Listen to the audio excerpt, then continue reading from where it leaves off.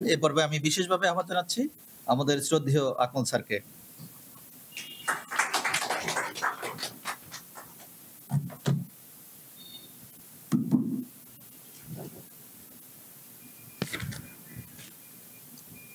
আসসালামু আলাইকুম।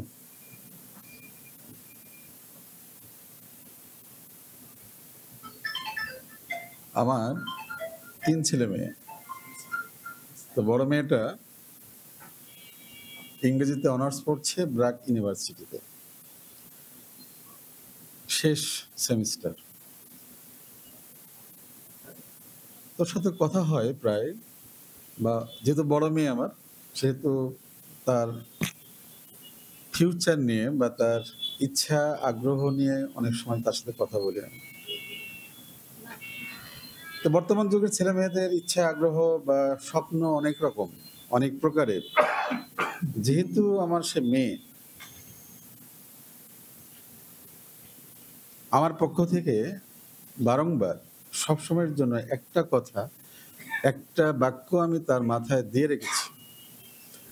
সে বাক্যটা হলো যে আমি বেঁচে থাকা অবস্থায় এবং তোমার বিবাহ দেওয়ার পূর্ব পর্যন্ত তুমি যদি কোনো পেশায় নিয়োজিত হতে চাও, তোমার জীবনে সর্বশ্রেষ্ঠ এবং সর্বপ্রথম এবং সর্বশেষ পেশা, তার নাম হচ্ছে শিক্ষকতা। এছাড়া বাংলাদেশ নয়, সারা বিশ্ব জুড়েই তুমি এমন কোনো পেশা বেছে নিতে পারবে না বিয়ের আগ পর্যন্ত। বিয়ের পর তোমার ডিসিশন তুমি নিবে এবং তোমার যার কাছে পাঠাবো সে নেবে। বাট আমি বেঁচে থাকা অবস্থায় তোমার বিবাহের পূর্ব পর্যন্ত তোমাকে এই সিদ্ধান্ত মেনে নিতে হবে যে তোমাকে শিক্ষকতায় জয়েন করতে হবে। সেটা কিন্ডারগার্টেন হোক আর সেটা ইউনিভার্সিটি, বাট পেশা একটাই, তার নাম শিক্ষকতা। তার কারণ হচ্ছে আমি নিজে শিক্ষক, আমি শিক্ষকতাকে ভালোবাসি। আমার গহনে স্বপনে জাগরণে চলনে বলনে এবং রক্ত কণিকার মধ্যে মিশে আছে শিক্ষকতা। আমি শিক্ষকতা ছাড়া কিছু বুঝি না। অধ্যাপক আবু সাঈদের ভাষায় একটা কথা বলি, সেটা হচ্ছে পৃথিবীতে সর্ববৃহৎ, সর্বপ্রথম, সর্বশ্রেষ্ঠ এবং সবচেয়ে দামি, মূল্যবান একটি পেশা, তার নামই হচ্ছে শিক্ষকতা। আজকের এই দিনে এটা আসলে আমাদের জন্য একটা সুন্দর দিন, যারা আমরা শিক্ষকতা করি। কারণ প্রতিটা মানুষের জীবনে একটা দিন আসা উচিত, যেমন জন্মদিন। ছেলেমেয়েরা জন্মদিন আসলে খুব উৎসাহী হয়, বা দাম্পত্য জীবনে যেমন ম্যারেজ বললো যে পরবর্তী বছরে গিয়ে এটা আনুষ্ঠানিকভাবে এমনভাবে হবে যে অনুষ্ঠানটা আরেকজন শিক্ষক হওয়ার উৎসাহ জাগবে। তাহলে এই আজকের এই দিনে যে আমরা এই শিক্ষক দিবস যে আমরা পালন করছি, এই গ্রামার ভিলেজ যে স্যার আমাদের কাশেম স্যারের সাথে আমার কম কথা হয়, কিন্তু দেখা হয় কমপক্ষে সপ্তাহে একদিন। সেটা হচ্ছে মসজিদে, খুব ভালো জায়গায় দেখা হয়। স্যারের সাথে নামাজ পড়তে গিয়ে দেখা হয়। তো স্যার আসলে অত্যন্ত, মানে কি বলবো, চমৎকার একটা মানুষ, চমৎকার একটা ছেলে, চমৎকার একজন শিক্ষক। তার সুন্দর সাবলীল ভাষা এবং কথা আমাকে ভালো লাগে। তার সাথে কথা বলি, প্রায় সময় কথা বলি। তো শিক্ষকতা নিয়ে যে আলোচনা হলো, ভাই যে আলোচনা করলেন, উনি একটা জিনিস মানে প্রমাণ করে দিলেন যে আমি শিক্ষক না, বাট আমি শিক্ষকের ছেলে না। অথচ শিক্ষকদের প্রতি তার যে প্রেম, শিক্ষকদের প্রতি তার যে দুর্বলতা, এটা প্রমাণ করে দিল এই পেশার সেরা, এটা প্রমাণ করে দিল এই পেশার শ্রেষ্ঠ। উনি এত সুন্দর গর্ববোধ করে, উনি কিন্তু আমাদের খুশি করার জন্য বলেন নাই, উনি ভিতর থেকে বলেছেন। আমার বিশ্বাস উনি প্রায় সময়, বেশিরভাগ সময়টা উনি কাটান শিক্ষা প্রতিষ্ঠানের এই যে ফ্লেভার, শিক্ষকের যে একটা ফ্লেভার, এই ফ্লেভারের সাথে উনি মিশে থাকতে উনি পছন্দ করেন। তার মানে শিক্ষকতা এমন একটা পেশা যে পেশার সাথে কোনো খারাপ কিছু জড়িত থাকে না।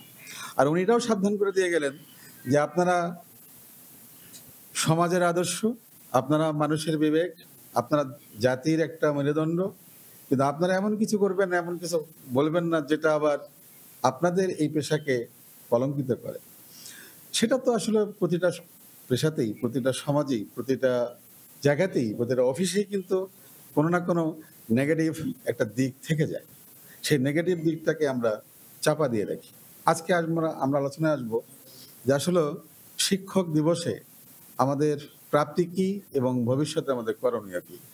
আমি মোহাম্মদ আকমল হোসেন আসলে দায়িত্ব পেয়েছি অনেকদিন আগে থেকেই এই সারা বাংলাদেশের কোচিং সেন্টারগুলির যে অ্যাসোসিয়েশন অ্যাসেপ, একসময় ছিল ক্যাব কোচিং অ্যাসোসিয়েশন বাংলাদেশ, আর এখন হয়েছে এটা association of shadow education Bangladesh. তার কারণ হচ্ছে একটু পিছনে যাই। তার কারণ হলো শিক্ষকতা পেশাকে বেছে নিয়েছি অনেক আগেই আমি। আমার শিক্ষকতার জীবনের আজকে 33তম বছর। আমার বয়স যাই হোক, বাট আমার শিক্ষকতার বয়স সিরিয়ালি 33 বছর চলছে। সেক্ষেত্রে এই পেশার বাইরে অন্য কোনো পেশার সাথে জড়িত হইনি তা না, বাট দিস মাই মাদার। আমার জীবনের মা হচ্ছে শিক্ষকতা, আর বাকি সব খালা ফুফু চাচা চাচি আচ্ছা অন্য কিছু, বাট সব কিছু মা হলো এটা। অতএব এটাকে বাদ দিয়ে অন্য কিছু না। মা বাদ দিয়ে খালা নয়, খালা যতই সুন্দরী হোক মার মার চেয়ে সুন্দর না, ঠিক না? মা মা।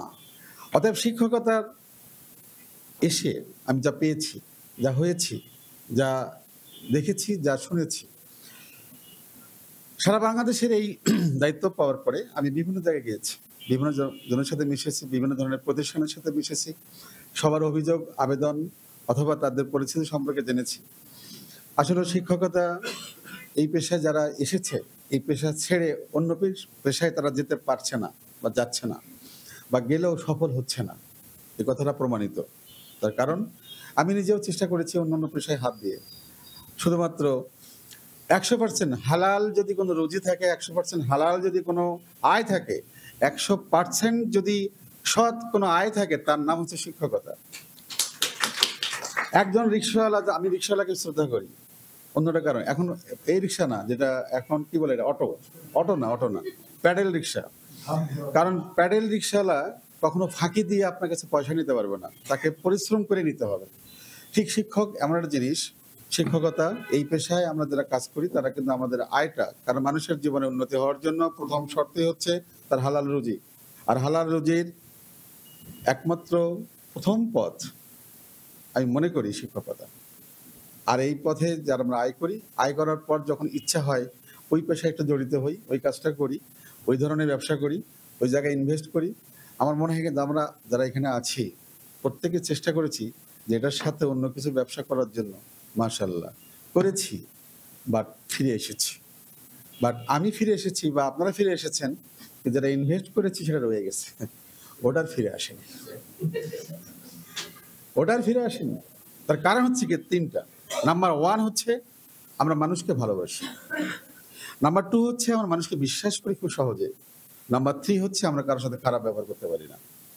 এইসব কারণেই আমরা আসলে ব্যবসা করতে পারি না। ব্যবসা করতে গেলেই এই তিনটা জিনিস আবার খুব কাছাকাছি থাকতে হয়।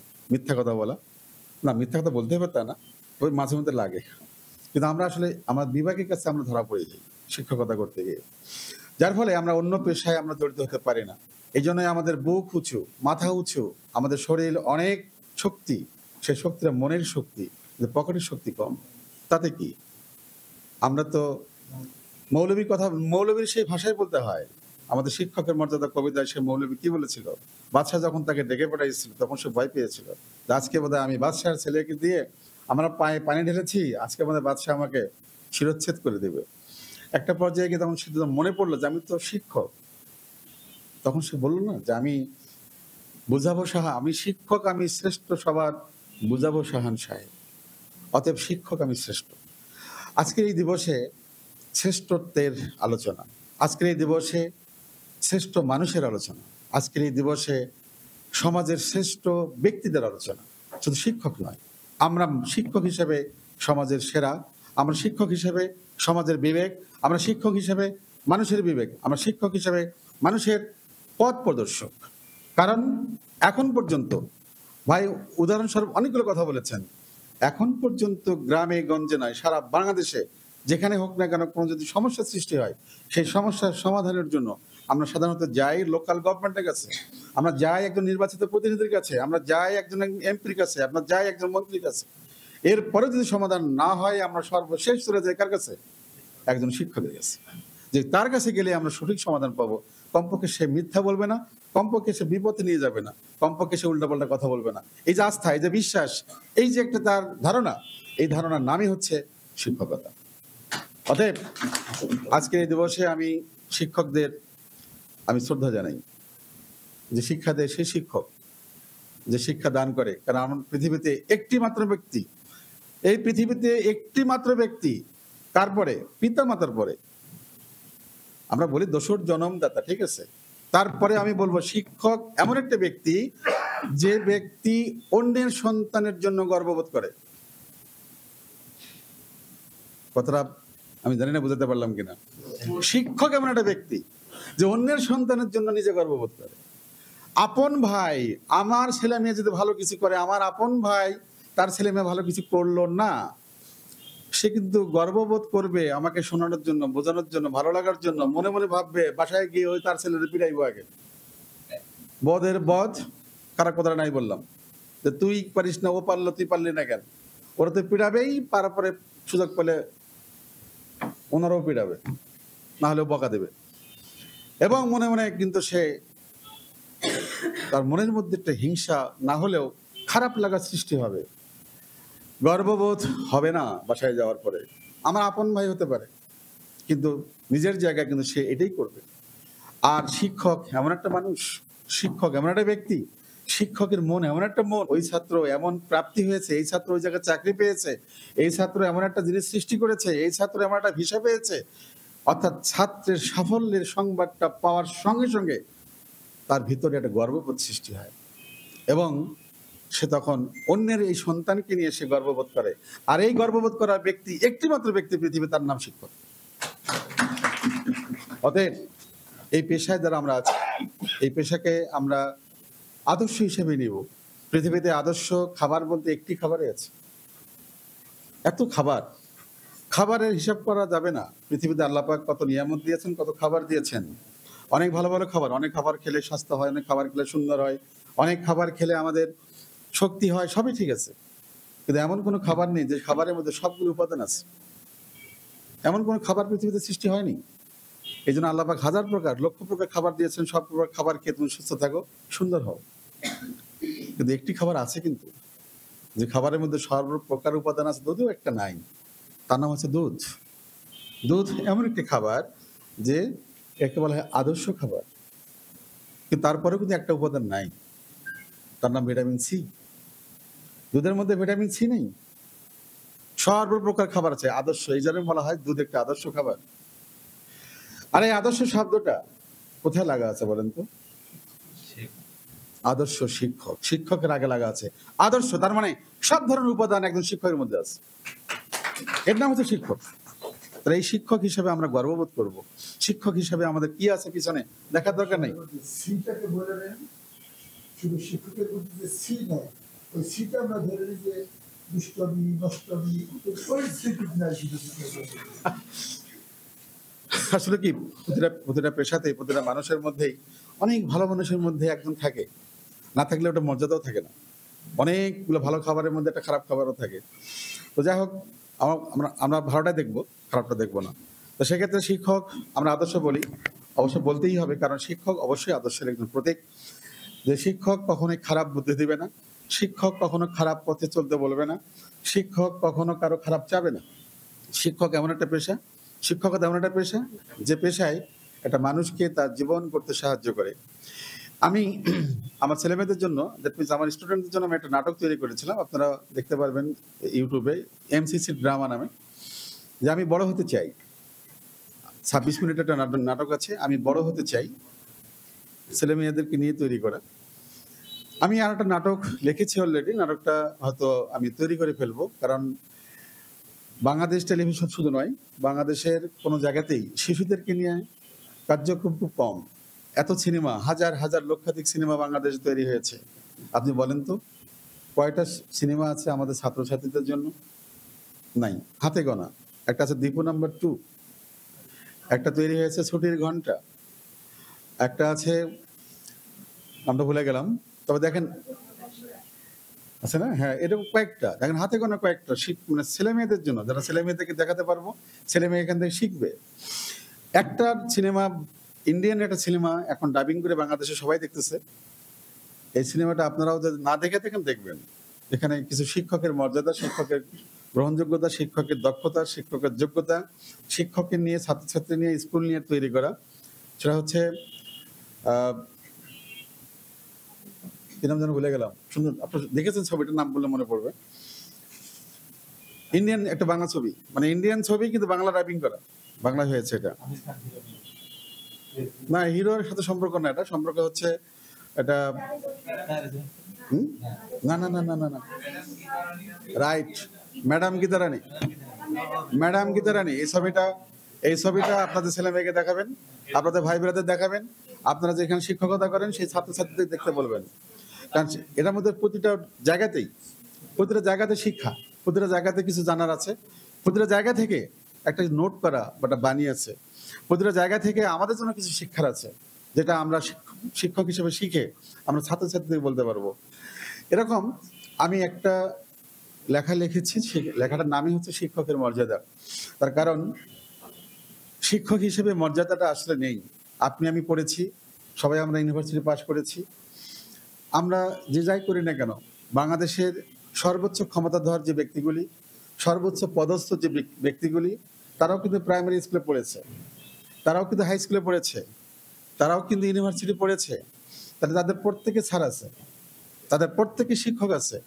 তারা প্রত্যেকটা সফল মানুষ, প্রতিটা শক্তিধর মানুষ, প্রতিটা যদি ক্ষমতাধর মানুষ যদি তার শিক্ষকের সামান্যতম খোঁজ নিত, তার শিক্ষকের সামান্যতম সহযোগিতা করত, তার শিক্ষকের কাছে যদি বছরে একবারও যেত, তাহলে ওই শিক্ষকগুলি আরো মাথা উঁচু হতো, ওই শিক্ষকগুলি সুস্থ থাকতো। যে পায়জামা পাঞ্জাবি পরে যে ধরনের গরিবানা হালে একজন প্রাইমারি শিক্ষক আমাদেরকে পড়িয়েছেন, আমরা হয়তো অনেক কিছু হওয়ার চেষ্টা করেছি, অনেক কিছু হয়েছি, কিন্তু আমার ওই শিক্ষকটা, যার আলোয় আমি আলোকিত, যার আলো দিয়ে আমি আজকে দেখছি, আবার ওই শিক্ষকই কিন্তু ওই জায়গায় পড়ে আছে। আমরা যখন তার কাছে যাই, তার সঙ্গে দেখা হচ্ছে, কথা হচ্ছে, ততক্ষণ থাকি, ততক্ষণ হয়তো খুব তার ভালো লাগে, গর্ববোধ করে, কিন্তু আসলে তারও তো একটা মন আছে যে আমি আমার শিক্ষা দিয়ে, আমার আলো দিয়ে আমার এই ছাত্রকে আলোকিত করেছি। সে অনেক বড় হয়েছে, সে বাংলাদেশের আজকে অনেক বড় পদস্থ একজন কর্মকর্তা, সে একদম বড় একজন আর্মি অফিসার, সে আজকে বাংলাদেশে একজন সচিব হয়েছে, এ সেক্টরে।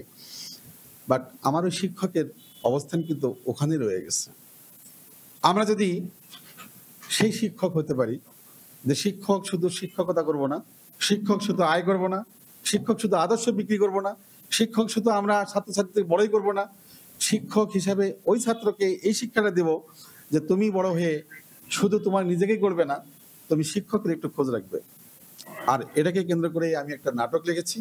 নাটকটা আমি রেকর্ডিং করার পর হয়তো আমি চেষ্টা করব বাংলাদেশ টেলিভিশনে এটা প্রচার করার জন্য। তার নাম হচ্ছে শিক্ষকের মর্যাদা। আশা করি ভালো লাগবে, আশা করি বাচ্চা কাচ্চারা শিখবে। ঘটনা হচ্ছে শিক্ষক হিসেবে আমাদের আসলে অনেক কিছু পাওয়ার, অনেক কিছু চাওয়ার নেই। শিক্ষক হিসেবে আমরা যেটা পাই সেটা হচ্ছে, ম্যাডাম বললেন যে তাকে সালাম দেয়, উনি খুশি হন। আসলে এটা একটা বড় প্রাপ্তি। এখন তো বাচ্চা কাচ্চা সালাম দেওয়া ভুলে গেছে, এখন সালামের পরিবর্তে হাই। শিক্ষক দেখলে মনে করে যে স্যার গেল, হে স্যার কেমন আছে, হে স্যার, হাই স্যার তো বলে হে স্যার। শিক্ষক দেখলে যে একটা নমনীয়তা, শিক্ষক দেখলে যে একটা বিনয়, শিক্ষক দেখলে যে একটা মাথা নত করা, সেই মাথা নত নয়। বিষয়টা হচ্ছে এরকম যে আমরা সাইকেল নিয়ে, মোটরসাইকেল নিয়ে, গাড়ি নিয়ে যেটাই যাই না কেন, শিক্ষক দেখার সঙ্গে সঙ্গে আমরা গাড়ি থেকে নামি, সাইকেল থেকে নেমে তারপর স্যারকে সালাম দিই অথবা 5 সালাম করি। এটা কিন্তু এখন নেই।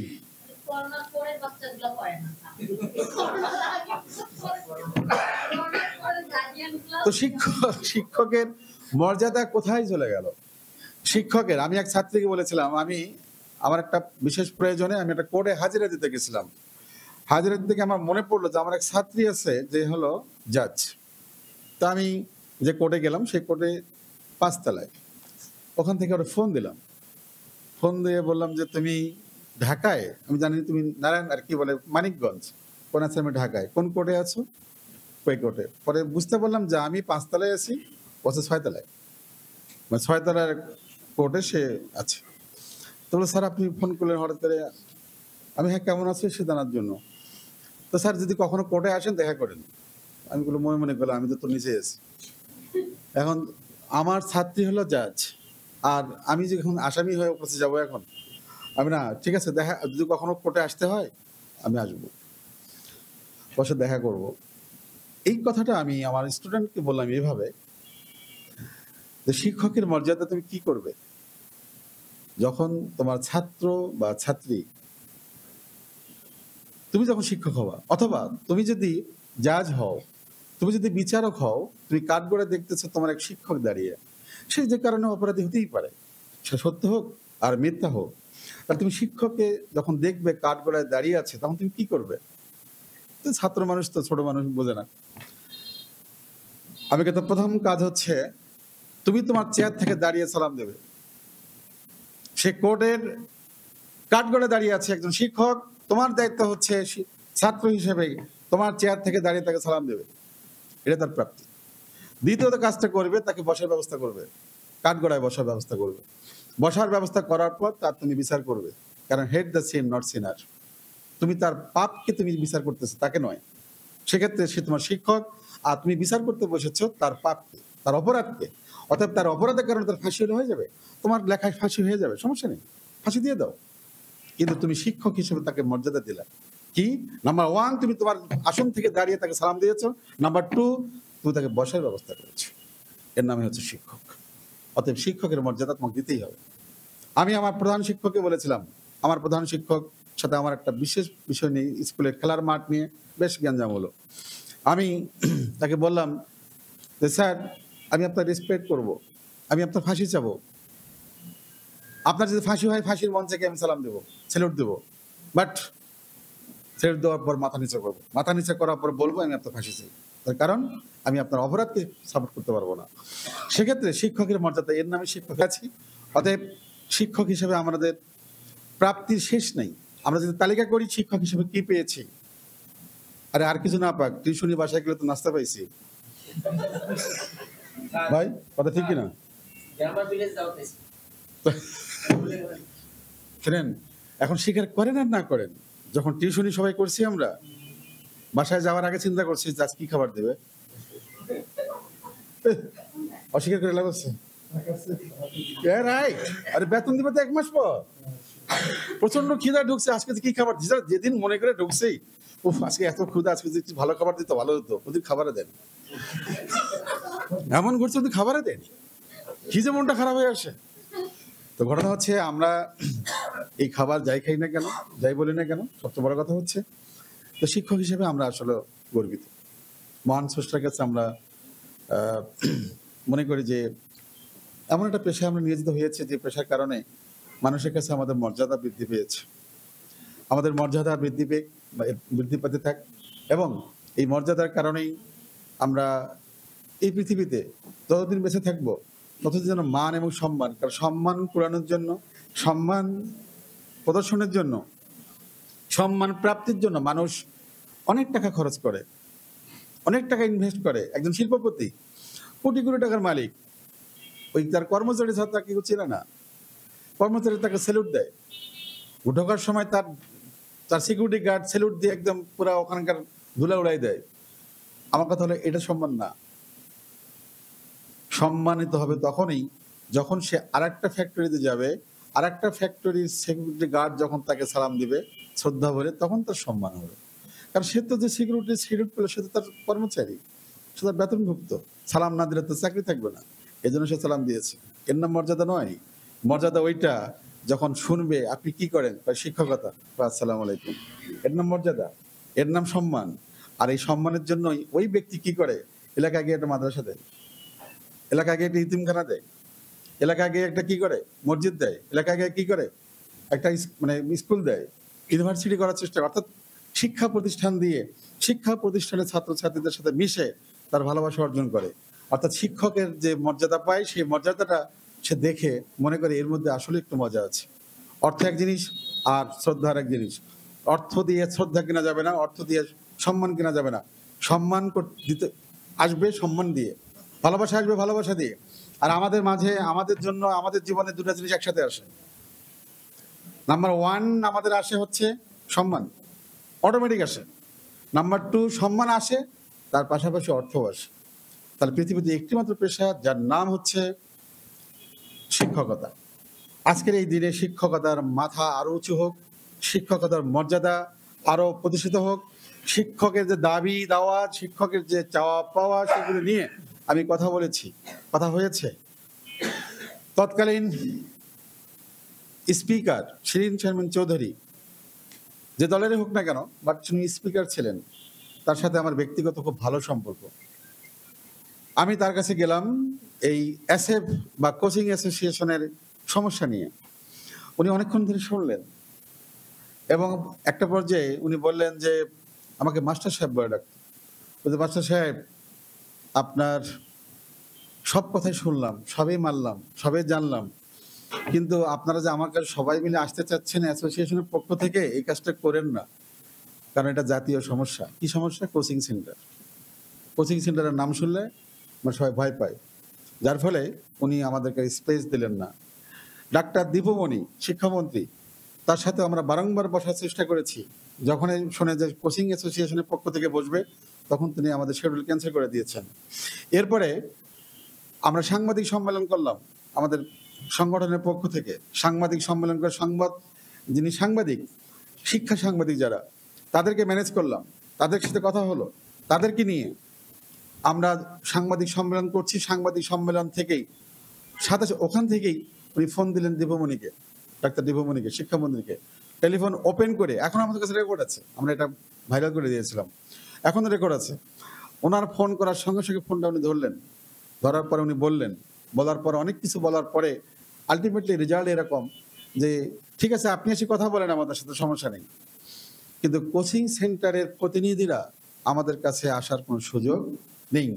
আমরা যোগাযোগ করলাম নওফেল ছিল আপনার প্রতিমন্ত্রী, উপমন্ত্রী কি ছিল, যাই হোক, উপমন্ত্রী কি প্রতিমন্ত্রী ছিল, তার সাথে যোগাযোগ করলাম। যোগাযোগ করার পর উনি স্পেস দিলেন, কিন্তু উনি সর্বশেষ ক্যান্সেল করে দিলেন।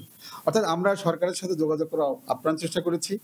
তা আমি শুধু একটা মিটিংয়ে বলেছিলাম, আমাদের এই জাতীয় কমিটির মিটিংয়ে বলেছিলাম যে এমন একটা সময় আসবে যে আমাদের যে সংগঠন, স্যার আমি বেশি বলতে পারছি নাকি, আমাদের একটা সংগঠন, সেই সংগঠনের নাম এসএফ। যে এসএফ হচ্ছে বাংলাদেশের অনেক সংগঠন আছে, যে সংগঠনের অনেক ধরনের লোকের সমাগম ঘটে, অনেক ধরনের, অনেক পেশার, অনেক শিক্ষার, অনেক চরিত্রের, অনেক ধরনের মানুষের সমন্বয়ে একটা সংগঠন হয়।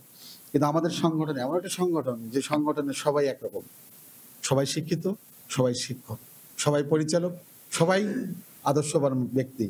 এটা বাংলাদেশের সর্বত্র ছড়িয়ে ছিটিয়ে আছে। অতএব আমাদের সংগঠনের প্রয়োজনটা তখনই হবে, কারণ আমরা 10 জন ছাত্রকে শিখাই, 10 জন মানুষকে বুঝাই। আমাদের কথার কারণে মানুষ তার ছেলে মেয়েকে আমাদের কাছে পড়তে পাঠায়, অনেক ভালো স্কুলে ভালো স্যারের কাছে পড়ে, তারপরে আমাদের কাছে কেন আসে? নিশ্চয়ই আমরা ভালো কিছু দিই, এমন কিছু বলি, এমন কিছু করি, যে কারণে আমাদের কাছে তারা আসে। সেক্ষেত্রে আমি মনে করি যে আমাদের, সরি স্যার, একটু ফোনটা ধরি আমি। হ্যালো, আমার একটু দেরি হবে, একটু তোমরা খাওয়া দাওয়া করে রেডি থাকো, আমি আসতেছি একটু পরে, একটু দেরি হবে। হ্যাঁ, পরে নিয়ে এসো, হ্যাঁ ঠিক আছে। তো সেক্ষেত্রে আমি মনে করি শিক্ষকতার যে আমরা যে পেশায় আছি, আমাদের নিজেকে ছোট মনে করার কোনো সুযোগ নেই। আমরা চেষ্টা করেছি সরকারের সাথে, এটা আপ্রাণ চেষ্টা করেছি, আমাদের একটা নেগোসিয়েশন করার জন্য পারিনি। আমার মনে হয় একটা পর্যায়ে আসবে, যেটা আমি বলতেছিলাম, যে সরকার নিজেই খুঁজবে, যে সরকারে আসুক, সরকার নিজেই খুঁজবে। তার কারণ যখন কোনো কিছু তৈরি হবে, যখন কোনো কমিটি হবে, যখন কোনো কিছু রাষ্ট্রের জন্য প্রয়োজন হবে, শিক্ষা সংক্রান্ত, শিক্ষা বিষয়ক যখন কোনো কমিটি তৈরি হবে, যখন দেশের জন্য, জাতির জন্য, শিক্ষাঙ্গনের জন্য যদি নতুন কিছু তৈরি করার প্রয়োজন হয়, তখন কিন্তু শিক্ষকের প্রয়োজন হবে।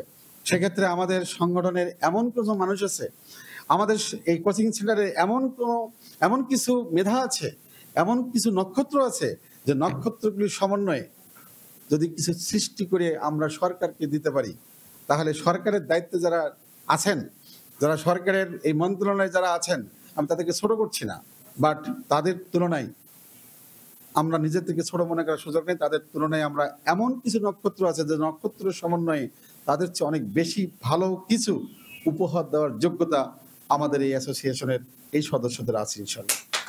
অতএব আগামীতে এই দিন আসবে, আপনারা হতাশ হওয়ার কোনো কারণ নেই। সংগঠন নিয়ে আমরা একটু এই মাঝখানে রাজনৈতিক কারণে আমরা একটু কার্যক্রম অফ ছিল, আবার শুরু হবে।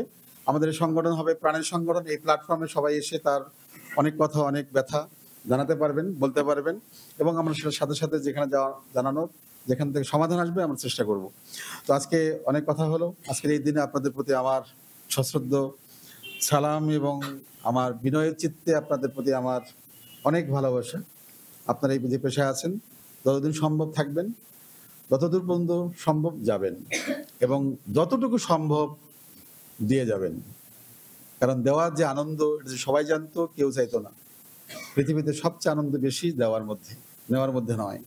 তাই এই পেশা সেরা এবং শ্রেষ্ঠ। সর্বশেষ সেই কথা দিয়ে শেষ করি যে আজ হতে চির উন্নত হলো শিক্ষা গুরুর শির, সত্যি তুমি মহান উদার বাদশাহ আলমগীর।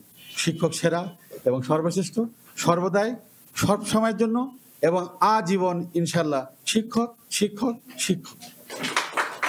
আসসালামু আলাইকুম।